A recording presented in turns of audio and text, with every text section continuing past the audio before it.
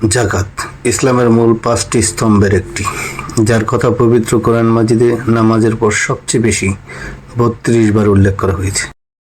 জাকাত আরবি শব্দ, যার অর্থ হল বৃদ্ধি পাওয়া, প্রবৃদ্ধি লাভ, পবিত্রতা, পরিচ্ছন্নতা, শুদ্ধতা ও সুসংবদ্ধতা।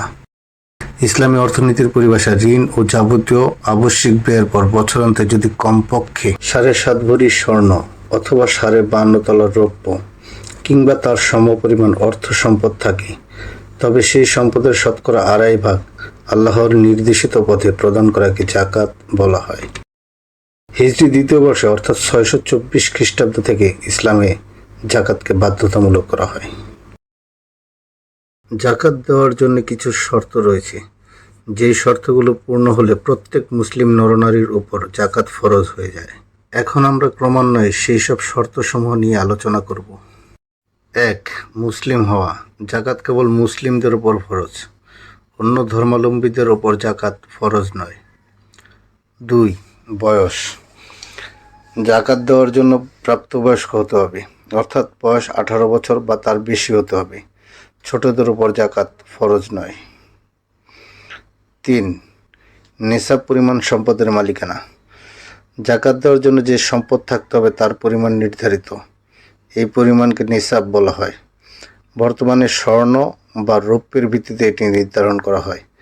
কমপক্ষে 7.5 তলা বা 85 গ্রাম স্বর্ণ অথবা 52.5 তলা বা 603 গ্রাম রৌপ্য পরিমাণ সম্পদ যদি হিজরি 1 বছর কারো কাছে থাকে, তবে তার উপর জাকাত ফরজ হবে। 4. একটি হিজরি বছর সম্পন্ন হওয়া। জাকাত দেওয়ার জন্য নেসাব পরিমাণ সম্পদের উপর একটি পূর্ণ হিজরি বছর অতিবাহিত হতে হবে। 5. সম্পদের যথাযথ মালিকানা। জাকাত দেওয়ার জন্য ব্যক্তি যেসব সম্পত্তি রাখেন সেগুলোর প্রতি তার পূর্ণ মালিকানা থাকতে হবে। ঋণগ্রস্ত বা শত্রুর কাছে আটক সম্পদ জাকাতের যোগ্য নয়। 6. সঞ্চিত সম্পদ। জাকাত দেওয়ার জন্য সঞ্চিত অর্থ ধন সম্পদ থাকতে হবে। যেসব সম্পদ ব্যবহৃত হচ্ছে বা খরচের জন্য নির্দিষ্ট রাখা হয়েছে সেগুলোর উপর জাকাত ফরজ নয়।